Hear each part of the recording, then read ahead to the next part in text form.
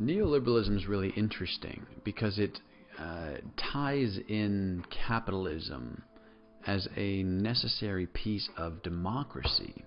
It links those two together so closely so that we can't even imagine a democracy that doesn't have a capitalist economy. We think of those as one and the same, but really they're very different. Capitalism is the economic structure, democracy is the political structure. You can have a socialist democracy or a capitalist democracy. You can have a capitalist aristocracy. Aristocracies and mercantilism, that was capitalism before it had a nice brand new name. In any case, we won't go there because I'm no economist, so what the fuck do I know?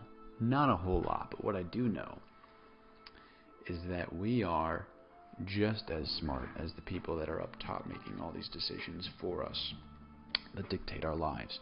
So why listen to the ideas of Adam Smith over here wearing his powdered wig? 250-year-old ideas. We need something that is current. But to focus on point here, neoliberalism takes this approach of marrying together capitalism and democracy as two things, interwoven, inextricable from each other. But that's not the case.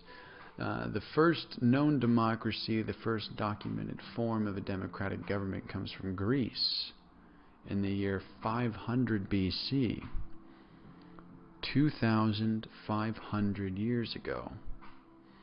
Adam Smith published The Wealth of Nations in the year 1776, just about 250 years ago. Democracy has existed for 10 times longer. Democracy has existed 10 times as long. Democracy's been around 10 times longer than capitalism. Of course, democracy and capitalism aren't one and the same. They are far from inextricable. They are very extricable. We can have a socialist democracy. We can get creative with it, friends. All of these things are just ideas that people sat down and put forward, and they caught on. And we can do the same thing for ourselves. And I have a little guy vying for my attention, so we're going to take a little pause. And we're going to go do a healthy life check, because